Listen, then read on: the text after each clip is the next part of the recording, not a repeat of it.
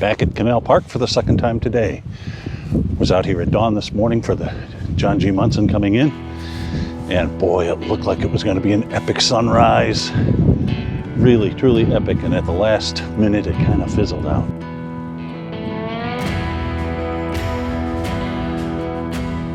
Gliding silently over the perfectly calm waters at the entrance of the Sturgeon Bay Ship Canal, the hull of the 768-foot, 3-inch John G Munson is illuminated by the rising sun.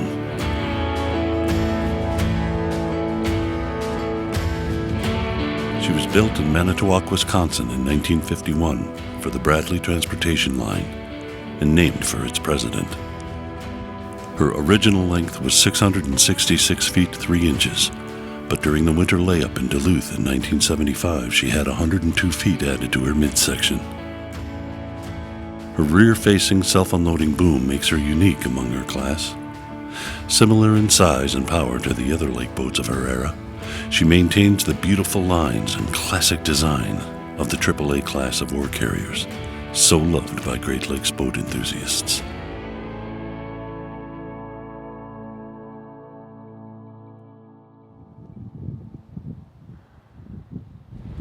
Yeah, we're out here now to catch the American Spirit coming in. She'd been laid up off of Manitowoc for a few days, and she's about in front of my house right now, so about another 20 minutes out.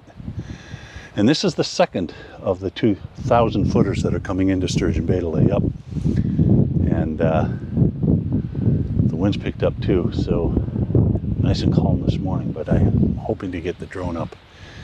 There's a particular shot I want of this from the air. So a real kind of black and white day. We'll see what we get in terms of color on this, but it's looking pretty drab here today.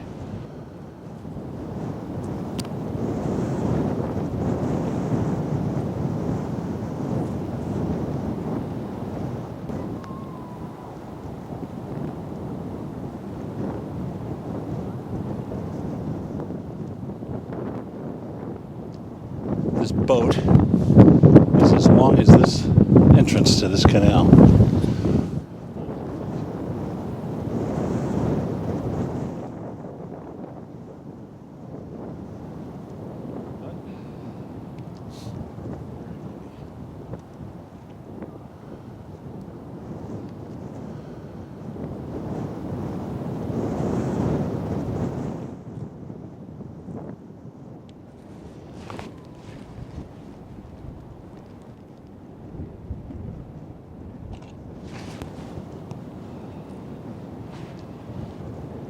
I think I'm going to change lenses to a 16 to 35 instead of 24 to 105.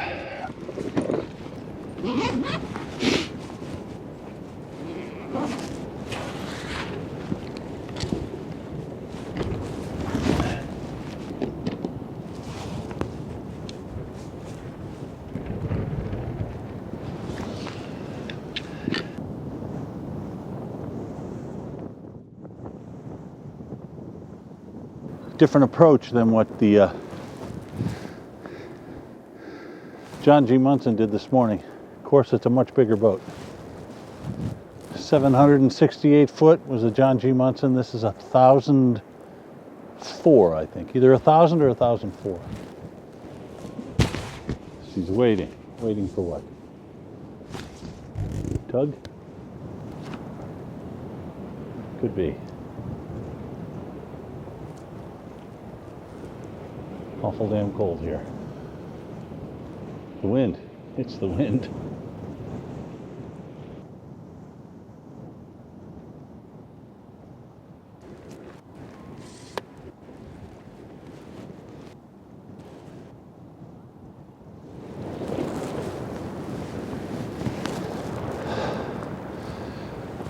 Try a slightly different composition. This is a better composition, I think. Lower to the water, get more ice in the foreground.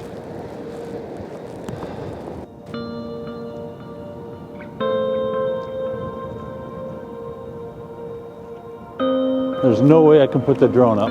No way. It's starting to sleet now. Freezing rain. It'll gum up the propellers, and I'm likely to just put it in the drink. So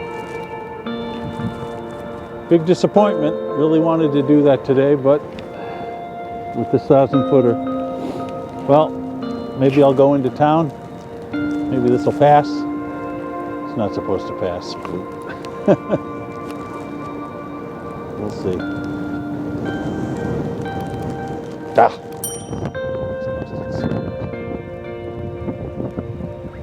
She was launched in 1978 as the George A. Stinson, the 7th 1,000-footer built on the Great Lakes and named in honor of the chairman of the board of her owners, National Steel Corporation.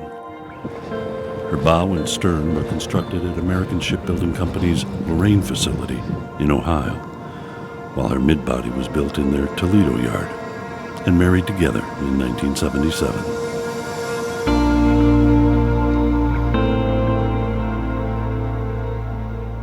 She's had a bit of unfortunate history of accidents and mishaps and running aground throughout the years, especially when she went through a series of leases, then laid up for most of the 2003 season following the purchase of National Steel by U.S. Steel Corporation, leaving the vessel in limbo with no cargo contracts.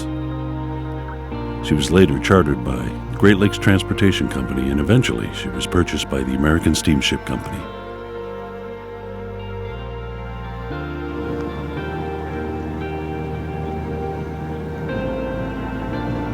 In January 2004, the Stinson entered layup here at Bay Shipbuilding in Sturgeon Bay.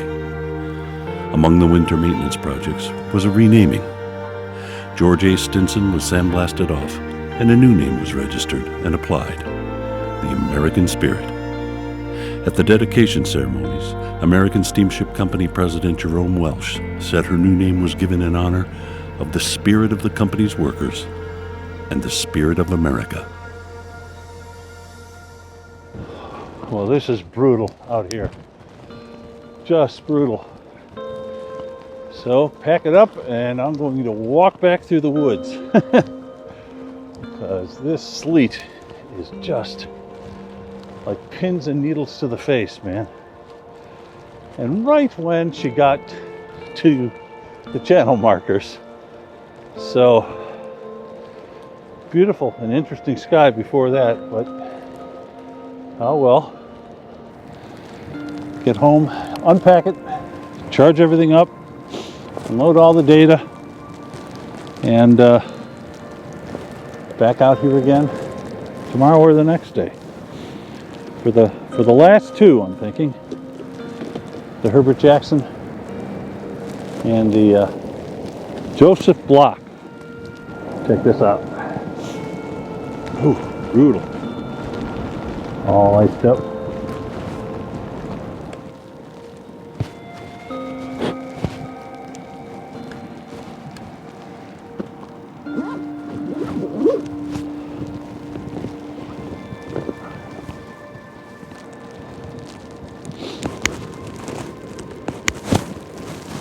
All right.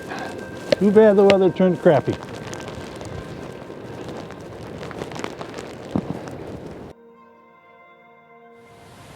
It's still the same day. This is my third time going out.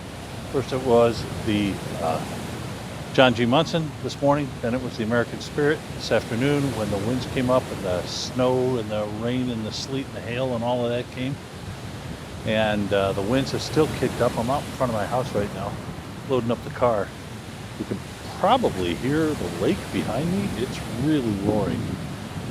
I got a call from a friend who lives in town right on the bay, and he said the American Spirit is parked right in front of his house, stuck in the ice. So when the winds came up out of the southeast today, pushed all of that ice that they had broken up against the boats that are in Bay Ship. So when they brought the American Spirit in, they couldn't get her close enough to the dock. So she's sitting out in the middle of the bay, out in front of my friend's house, and she's probably going to be stuck there at least until tomorrow, maybe until Thursday, when the winds switch around to the north. So in the meantime, they have to clear out all that ice, but they can't clear out the ice if the winds are still howling out of the southeast. So they're going to wait. In the meantime, we got a nice, nearly full moon, clear sky. And when my friend called, he said, you should come out here and get a photo because it's lit up like a Polish church. And so that's what I'm doing. I'm on my way now for the third time today. You know, I can catch some sleep here and there.